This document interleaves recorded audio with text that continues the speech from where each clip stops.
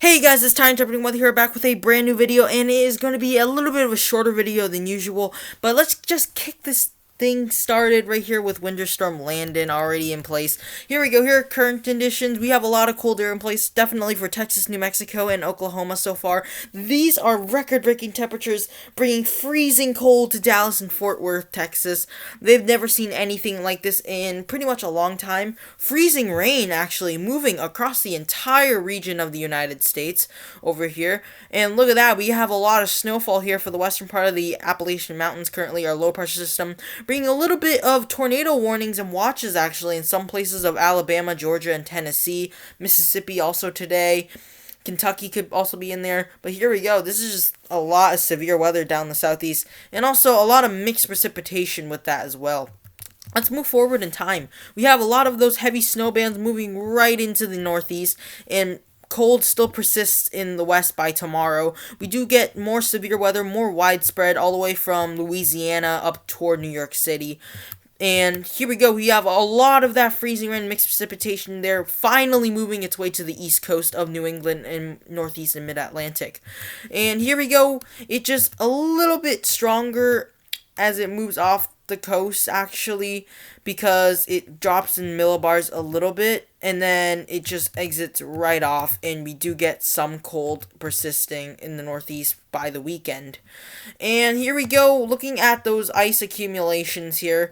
We are going to be expecting widespread ice. I think it should be popping up anytime soon. Here we go. Yeah, here's our ice accumulation. This is how much we have currently. We have a lot of half an inch to probably a quarter of an inch in a lot of regions, all the way from Texas up toward New York and Albany. So, mostly for the coastlines, you're going to see the most amount. I would say that the worst would definitely be Kentucky, Ohio, Pennsylvania, and West Virginia. Basically, any parts pretty much east of the Appalachian Mountains and parts of on the Appalachian Mountains or west of them. If you don't know what the Appalachian Mountains are, it's basically from Vermont, crossing this line, and basically separates all the major cities from the very wide amount of grasslands and other forest. Here we go with the snowfall accumulations here. I think we're going to be experiencing more on the western side. Here we go. Here's the amount of snowfall currently. So this has been in the past hour. Texas, Oklahoma, Kansas, Missouri have been seeing a little bit in the past hour, but not really that much. Most of the snowfall has occurred between Indiana and Ohio, and some parts of southern Illinois and northwestern New York. So this will persist, bringing those heavy bands right here and bringing a lot of snowfall to some regions. But the East Coast seeing nothing at all. We could see a flip to snow, but I'm not experiencing anything here at the moment because look at all the heavy snowfalls are in the high elevations, the Adirondacks, the White Mountains in New Hampshire, the Ohio Valley.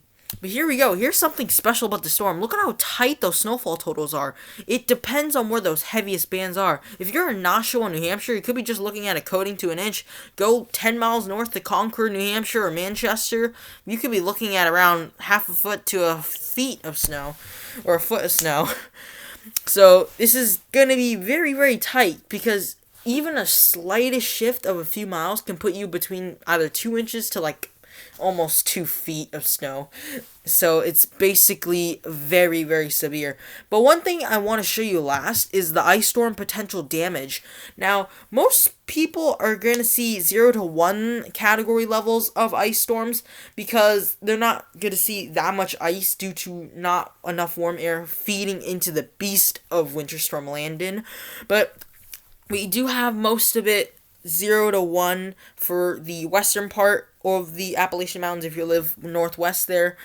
2 to 3 would probably be the eastern part or the coastlines of the east coast of the mid-Atlantic and the northeast, and also, as we were talking about, Kentucky, Ohio, West Virginia, Pennsylvania, and New York could be seeing the worst of it. I don't expect 4 or 5 yet, because if it does fall down much more as like 2 inches of ice, we could be looking at possibly 4. But so far, most of it, I would say, it would be between 1 and 2 at the very, very most, I would say.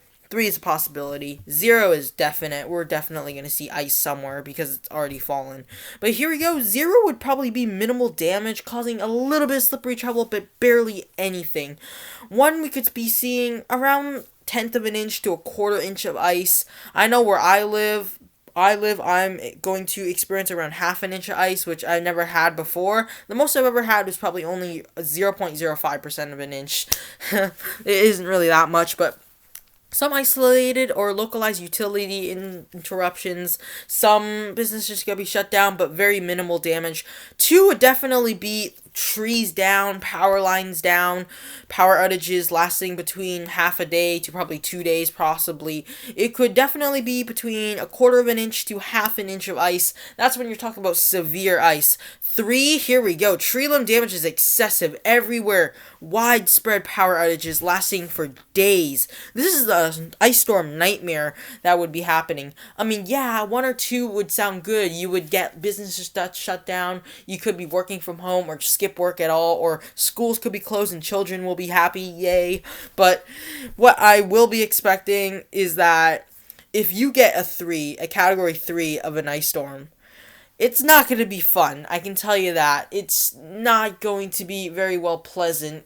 And also, if you salt the roads due to ice, it could take a longer time than snow, because snow piles up and leaves some empty space, while ice is just so compact that it takes forever for it to melt. And considering that Arctic blast we're going to have this weekend, it's just going to refreeze over again if it all melts. So there's pretty much no point in putting it down on the ground.